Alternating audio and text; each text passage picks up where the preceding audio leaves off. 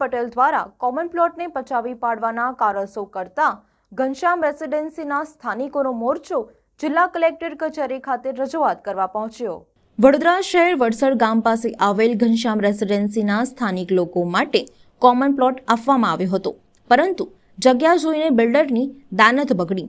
Builder દ્વારા common પ્લોટમાં બાંધકામ કરવાનું હોવાથી સ્થાનિક લોકોને હેરાનગતિ કરવામાં આવી રહી છે।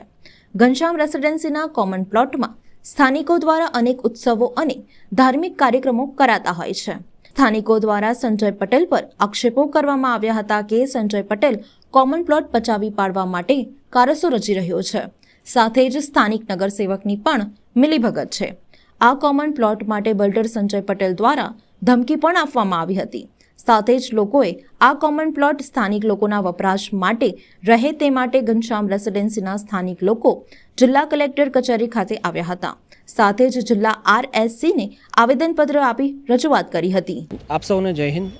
આજે અમે કલેક્ટર કચેરીએ ઘનશ્યામ રેસિડેન્સીના રહીશો સાથે આવેલા છે। ઘનશ્યામ રેસિડેન્સી લગભગ 8 વર્ષ પહેલાં આ લોકોએ પોતાના ઘર બુક કરાવ્યા હતા અને ત્યાં રહેવા માટે ગયા હતા। ત્યારે બિલ્ડરે એમને બ્રોશર બતાવ્યું હતું અને દસ્તાવેજમાં લખીને આપ્યું હતું કે આ તમારો કોમન પ્લોટ છે અને આ તમારું કમ્પાઉન્ડ છે। હવે સડનલી એક બિલ્ડર છે એ આવી ગયો અને એ ત્યાં ઇનલીગલ અને ત્યાં મતલબ ગેરકાયદેસર એણે પોતાનું એક કમ્પાઉન્ડ બનાવી દીધું અને રહીશોને કીધું કે આજ પછી આ તમારો જે આ પ્લોટ છે એ પ્લોટ તમારો નથી, આ મારો પ્લોટ છે અને હવે આની અંદર હું નવી સ્કીમ લાવીશ અને એની અંદર વેચીશ અને તમને લોકોને આમાં કોઈ જાતનો અધિકાર નથી। તો તરત ત્યાંના લોકોએ મને ફોન કર્યો હતો અને મને બોલાવ્યો હતો। ત્યારબાદ મારી મદદ અને બધાની મદદ મળીને અમે એન્ક્રોચમેન્ટ હટાવ્યું અને કાયદેસર આગળ કાર્યવાહી લેવા માટે અમે સૌથી પહેલાં કલેક્ટર કચેરી આવ્યા છે, બીજું હવે કમિશનર કચેરી જઈશું અને પછી પોલીસ સ્ટેશનમાં પણ અમે ઓલરેડી અરજી આપેલી છે।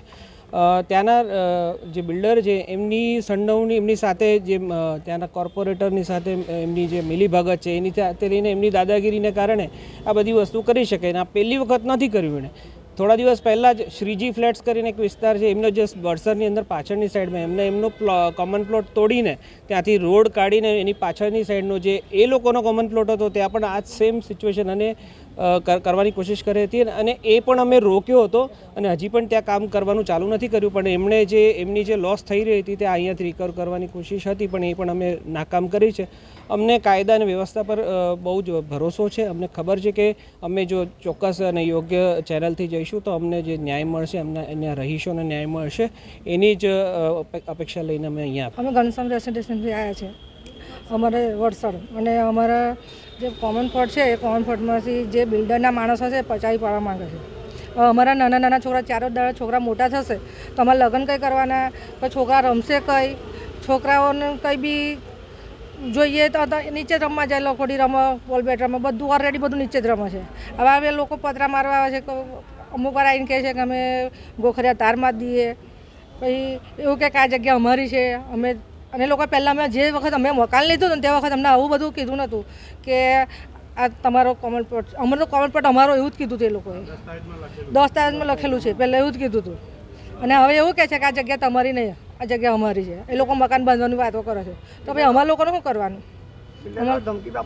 હા, એ આવીને ધમકી આપી જાય, એના માણસો આવીને ધમકી આપી જાય છે, એવું કહે છે કે અહીં તો તમને કશું નહીં થાય, કે એ તો આ તો અમારી જગ્યા છે એટલે અમે બધું જે ફાશે અમે કરીશું।